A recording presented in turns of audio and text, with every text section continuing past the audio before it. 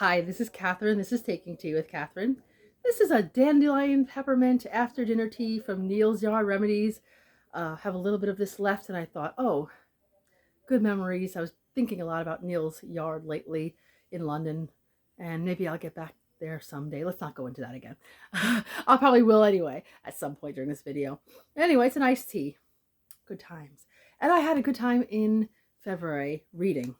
It was a very good goal fulfilling reading month, but also enjoyable, which is perfect. Perfect combination. I try not to be all about goals when I'm reading because you want to enjoy yourself and not be obsessed. By the way, that's the radiator, in case you hear that squeaking kind of hissing, squeaking noise, but that's part of New York living. Anyway, so yeah, I would rather, like I say, have an enjoyable mood mood reading time, but I also do like when I have certain reading goals and it works out. So it really did. One of the goals that I made for the month, and this is mostly and almost entirely actually, that any book that I was reading during the month was also a book that I owned. A book that I owned for more than a year. Yeah. And sometimes for more than 2 years. Sometimes more than 10 years. And I think that I really like because I've been trying to do that. I'm not going to be ashamed if I read library books, but I like that I was leaning more towards that so far this year and actually making it. So all four of the books I actually own. Duh. And own still. Past, future, I don't know about future, we'll see. And I also like, this is not that important because I'm actually, embarking on March Mystery Madness, which is a lot of mystery novels, which isn't necessarily classics and whatever. But I do like that I read what can be considered two classics, and then, right? Yeah. And a bunch of nonfiction, which I like. I really love nonfiction. So I'm pretty happy about that everything I read was, oh, this is going to sound wrong, but I don't know, it just seemed very highbrow, and I love that. But that's okay, because now I'm reading cozy mysteries, and I'm also happy with that. But I like a little snobbery from time to time.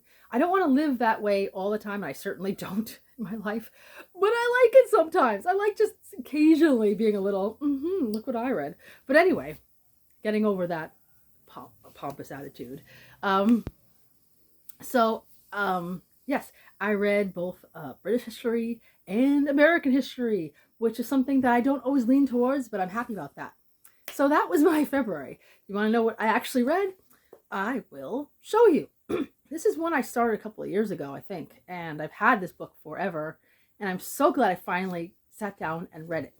Another person I know who is a very enthusiastic type of person when it comes to reading just read this book recently and couldn't stop talking about it. And I said, maybe I got to give it another chance.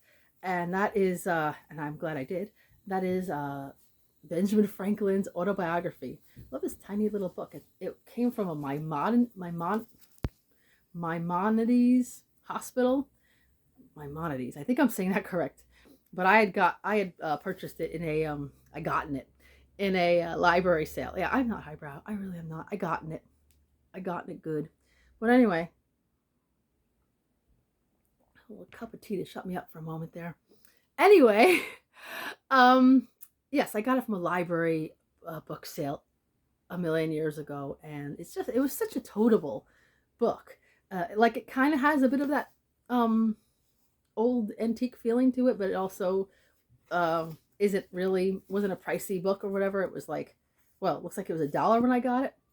So I was carrying it around with me. And it's interesting, like I might have mentioned before, he doesn't talk about his life during the revolution or after it. And that is a big portion of what we know about Benjamin Franklin. And yet, he even briefly refers to his experiments and discoveries with regards to electricity, but doesn't get into it. And I was like, dude, but that's a big thing we learned about you. But he does at one point mention being in France, getting back to his writing. Oh, there's a housefly in here. I'm going to try to let it not be distracting, among other things. And yes, lots of distractions today. Sorry about that.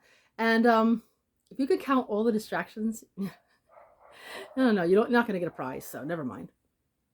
Uh, but he refers to at one point being in France post American Revolution, and so there was at least that reference, but it was weird. So it starts off as really someone is honking like crazy outside, and I don't know why. Anyway, it gets into his upbringing and he's trying to make a career, get into the printing business. It took a while because he was um, learning the trade and what's that word? Sorry, I was trying to remember the word apprentice. Don't know. I kept thinking intern, but I guess it's almost the same, but not quite. Um, Working for his brother, and then that wasn't working out, and he ended up moving, and so he got around, but a lot of his life he's known for is Philadelphia, so that was covered quite a lot, and then um, selling books, and still printing, and um, being a writer, getting involved in all kinds of organizations. At one point, it's just like everything that was being organized in every possible way, libraries, fire control, everything. Someone would come up to him and be like, "Hey, can you help us out? Can you have this big part in this?" I'm like, "Was there room for anyone else?" But that's okay. It he was both. I mean, I don't think he was bragging at all. He was humble enough. But I mean, I guess it was just true that he was quite accomplished. And there was a different part of the book where he was talking about virtues, and I feel like it was, well, you could tell it was unfinished, and I feel like he wasn't sure what it was supposed to be, what he was actually embarking on, and I love that because that's what I do. That's how I am. I'm not as accomplished as he is, but when I've written combinations of memoirs and like what is more like a blog post here and there. When I've tried to write anything resembling, here comes that fly again. I tell you, I took a shower. um, and yeah, so it's a bit it's a bit like, well, if he could do that, I guess then it's okay if I do, maybe when I get back into really writing again. Um, Freddie's next to me too. He's looking at the housefly. And anyway, I'm rambling about this, but it wasn't like the best thing I ever read, but I'm glad I did because you do learn a lot about the early days of the United States, and I'm probably missing out on a lot of the other things he writes about, but that's okay. You can see it for yourself if you want. One thing I would say, I don't know if this is a criticism or an observation, it's a bit weird how little he writes about his family. I mean, I'm not talking about the beginning, but like his own wife and children. His wife's name was Miss Reed, by the way. No relation to my knowledge to the author, but he barely mentions her except for a little bit about how they got together, barely. And he mentions one or two of his sons once or twice. He does mention losing, some of his children in death. I don't think he really wanted to get into that too much, which I understand, but it's weird. It's like his whole family.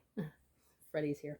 Anyway, but I actually think that if this type of book is not very long, if that all sounds interesting to you, it might be something to think about trying.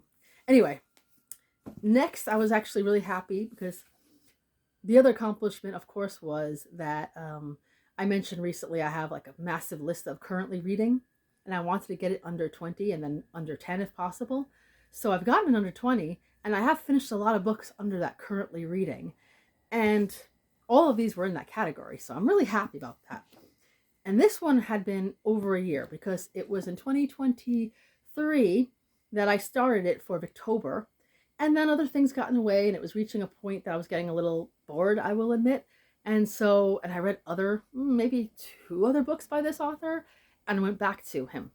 And he's one of my favorite authors, so yeah, Orley Farm. So I was reading this with a group of other readers, and a lot of them weren't crazy about this book. Some people liked it and even loved it, but I'm in the middle somewhere. I think I did on Goodreads give it 4 stars because I thought it was a good book, but it wasn't like, this is the best one I've ever read. It just had a lot of good moments. Not as many laughs as I would like. I think Anthony Trollope, he's not a comical writer, but I think he usually has more turns of phrase that make me laugh in public spaces. And not as much as I would have liked to have here. Some of the names are still great, and still some of the moments were a bit ridiculous, which was good. Um, the premise of the story is that their Orley Farm belonged to Sir Joseph Mason, I believe his name was. He was married before and had sons and I think daughters, um, and then he remarried a woman who is known here mostly as Lady Mason. I forgot her first name. Um, and when when he dies, she has a infant son, and there's a codicil to a will that leaves Orley Farm to her son, but everybody thought that it was supposed to go to the older son, that's what it was supposed to be. And now years later, like 20 plus years later, um, there are people who are bringing this up again and making it a massive legal problem, saying that she forged signatures and that she lied about it later on, which is perjury. So it's basically a criminal trial. And so that's everything. Everybody who's possibly involved and people who aren't entirely involved, but maybe their relatives are, and their courtships or lacks thereof. And so at first it was a little hard because, well, I wasn't that interested in the characters as much as I would have liked to have been, but I started to get to know some of them and wanted to know what would happen. And then they just started introducing so many different characters, which happens a lot in Trollope's books, but I also felt a little like, okay, I'm not keeping up very well. So I think that's what made me slow down.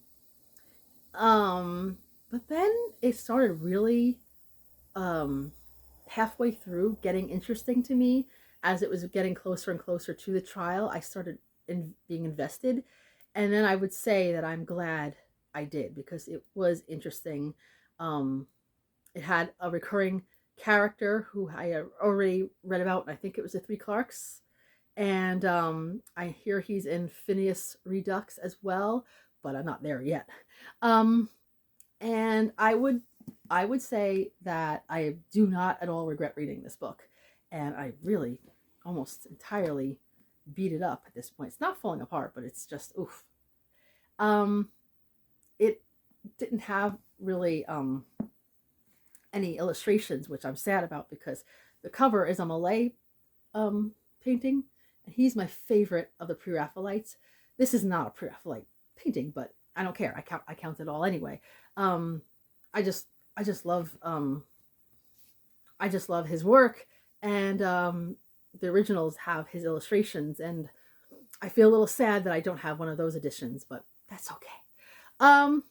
Yeah, so a good solid Victorian novel. It is a pretty big one, and it didn't read for me as fast as some of his books did, but once I got into it, it became great. And I think it was good to read it, get back to it in like January, February. I don't know, it seemed to work for winter. C'est la vie. Next, I am so glad I finally read this one, because this goes along with one of my goals. That is a silly, silly goal that I've mentioned, I think, a couple of times. And that is that in my last visit to London, I bought at least 14 books, I think. I can't remember if I bought 14 books and got one book at the Little Free Library, or if I bought 13. It doesn't matter. Let's just say 14, because that you can half very easily. I said to myself that I will not attempt to return to London until I've read half of the books. At least half of the books that I bought there, because otherwise I'm just buying books for nothing. And honestly, I could probably finish all the books and still not be able to go back, because right now I just don't have the resources. I really, I mean, of all things to complain about in life, but I don't care. I'm complaining anyway. And but it makes me feel like I am doing something towards going back, I guess. Every time I finish one of these books. And this is the fourth one. So now I have 3 to go. And that's not such a bad deal. This one I started, I believe, in November. It's an older book. Like, it's from, I say older, but I mean like 2011, I think. But it's A Girl in a Green Gown by Clara Hicks. The history and mystery of the Arnolfini portrait has to also be mystery, because there are some things that we'll never know entirely, because of the record keeping wasn't always great in those days. But look at that paint. I mean, like, it's a fascinating picture. People like to immediately say things like, oh, she looks pregnant, but was she? Or was that the style? Or was that symbolic of something else? Look at that beautiful color green. That is my favorite color, green. I love green in all shapes, shades, but that is just so satisfying. And I first wanted to see this painting because my father was very enthusiastic about it. He had taken an art history course in college, and that was the one he thought about the most. So he always said to me, if I get back there, please, one day in one of my visits, please go to National Gallery and look for it. And I mean, he didn't beg me, but he was just like, oh, you should. And I finally did on one of the visits, and another time after that, I got him a print. I have it somewhere up there. Um, and so it always makes me think of him, but I'm interested in it on my own now.